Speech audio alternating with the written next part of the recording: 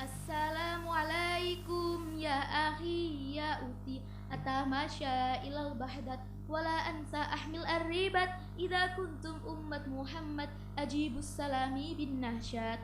Assalamualaikum ya akhi ya uti. Assalamualaikum ya akhi ya uti. Assalamualaikum warahmatullahi wabarakatuh. Alhamdulillahirabbil alamin wa bihi nasta'inu ala umurid dunya waddin wassalatu wassalamu ala asyrafil anbiya'i wal mursalin wa ala alihi wa sahbihi ajmain, amma ba'du. Yang kami hormati Dewan Juri serta teman-teman sekalian yang kami sayangi, marilah kita panjatkan puji syukur kita atas kehadirat Allah Subhanahu wa Ta'ala yang telah melimpahkan nikmatnya kepada kita sehingga kita masih diberi kesehatan di masa pandemi ini. Sholawat serta salam senantiasa tercurahkan kepada junjungan kita Nabi Agung Muhammad Sallallahu Alaihi Wasallam yang telah membawa kita dari zaman jahiliyah menuju zaman Islamiyah dengan adanya ad-din wal Islam ala thariqatil ahlus sunnah wal jamaah. Dewan Juri dan teman-teman yang saya sayangi, pada kesempatan kali ini perkenankan saya untuk menanamkan sikap tawakal dalam menghadapi pandemi. Kata tawakal berasal dari bahasa Arab at-tawakul yang dibentuk dari kata wakala yang memiliki arti mewakilkan atau menyerahkan diri. Tawakal juga dapat diartikan sebagai menyerahkan segala perkara, ikhtiar dan usaha kepada Allah Subhanahu wa Ta'ala serta menyandarkan diri sepenuhnya kepadanya untuk mendapat manfaat atau mencegah yang mudarat. Para ulama juga telah mensyaratkan dua syarat dalam tawakal. Pertama, menyandarkan diri kepada Allah Subhanahu wa Ta'ala semata dengan jiwa yang tulus. Dalam artian, kita harus memasrahkan semua ikhtiar yang telah kita lakukan dan kita yakin bahwa apa yang Allah kehendaki untuk kita itu adalah yang terbaik untuk kita, terutama dengan adanya pandemi ini. Yang kedua, kita mencurahkan segala usaha kita demi mewujudkan apa yang kita inginkan dengan cara yang diperbolehkan oleh syariat. Dalam artian, dalam kita menghadapi pandemi ini, kita harus mencurahkan seluruh usaha kita. Bukan berarti kita takut corona, melainkan kita hanya menjalankan kewajiban dalam menjalankan syariat Islam. Dewan Juri dan teman-teman yang saya sayangi, dalam pembahasan kita mengenai tawakal, ada sebuah kisah dari sahabat Rasulullah Sallallahu Alaihi Wasallam, yakni kisah tentang keberanian Abdullah bin Mas'ud dalam membacakan Al-Quran secara terang-terangan di hadapan orang Quraisy. Muhammad bin Ishaq rahimakumullah mengisahkan, Yahya bin Urwah bin Zubair menceritakan dari ayahnya, orang pertama yang membacakan Al-Quran secara terang-terangan di hadapan orang Quraisy setelah Rasulullah Sallallahu Alaihi Wasallam adalah Abdullah bin Mas'ud.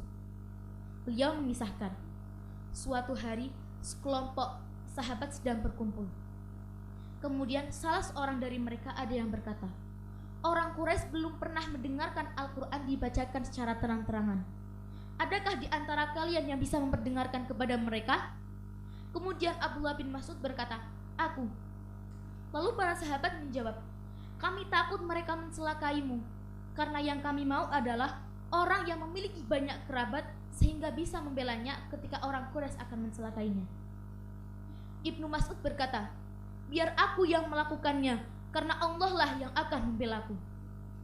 Keesokan harinya, Ibnu Mas'ud keluar di waktu duha menemui perkumpulan orang Quraisy.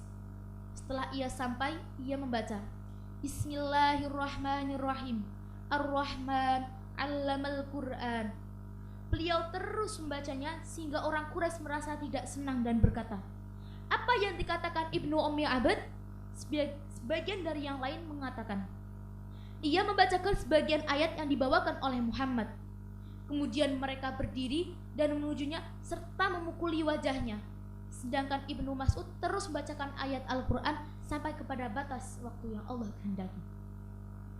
Setelah itu Ibnu Mas'ud kembali ke perkumpulan sahabat, sedangkan orang-orang Quraisy telah menyisakan dan meninggalkan bekas luka di wajahnya. Lalu para sahabat berkata, "Inilah yang kami takutkan terjadi kepadamu." Lalu Ibnu Mas'ud berkata, "Mereka lebih ringan bagiku daripada sebelumnya. Jika kalian mau, aku akan kembali menemuinya." Kemudian para sahabat berkata, "Sudah, cukup bagimu karena engkau telah memperdengarkan kepada mereka apa yang tidak mereka senangi." Dewan juri dan teman-teman yang saya sayangi, dari kisah di atas, demikianlah kisah tentang keberanian Abdullah bin Mas'ud dalam membacakan Al-Quran secara terang-terangan di hadapan orang Quraisy. Beliau adalah orang pertama yang membacakan Al-Quran secara terang-terangan setelah Rasulullah Shallallahu Alaihi Wasallam. Padahal beliau sendiri tidak memiliki banyak kerabat yang bisa membelanya ketika orang Quraisy akan mencelakainya. Bahkan ketika para sahabat mencegahnya untuk berangkat, ia berkata, "Allah lah yang akan menolongku." Ini menunjukkan betapa tingginya tawakal beliau kepada Allah, sehingga beliau tidak merasa takut karena iman yang kuat bahwa Allah lah yang akan menolongnya.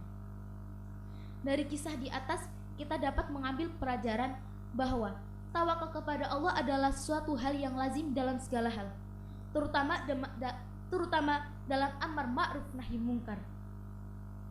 Kemudian, tawakal juga dapat mendatangkan keberanian dan menghilangkan rasa takut. Dewan juri dan teman-teman yang saya sayangi, penanaman sikap tawakal ini dapat dan harus kita praktekkan di masa pandemi ini. Karena dalam menghadapi pandemi COVID-19, kita harus berserah diri dan bertawakal kepada Allah Subhanahu wa taala. Namun, sebelum kita bertawakal kepada Allah, kita harus melakukan ikhtiar terlebih dahulu.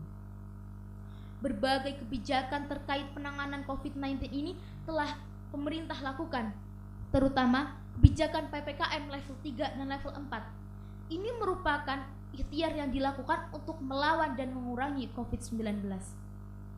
Maka dari itu, Menteri Agama mengingatkan dan turut serta mengajak seluruh masyarakat Indonesia untuk bersama saling mendukung dalam penanganan dan penanggulangan COVID-19 demi keselamatan bersama. Dalam hal menjaga protokol kesehatan, pemerintah telah melakukan vaksinasi. Ini juga merupakan ikhtiar yang tidak bisa kita abaikan. Dewan juri dan teman-teman yang saya sayangi, semoga dengan adanya pandemi ini bisa meningkatkan tawakal kita dan imanan kita kepada Allah Subhanahu wa taala. Amin amin ya robbal alamin. Sekian yang dapat saya sampaikan, banyak kekurangan dan kesalahan mohon dimaafkan. Undur man qala wala tandur man qala. Wallahul muwafiq ila aqwamit thoriq. Wassalamu alaikum warahmatullahi wabarakatuh.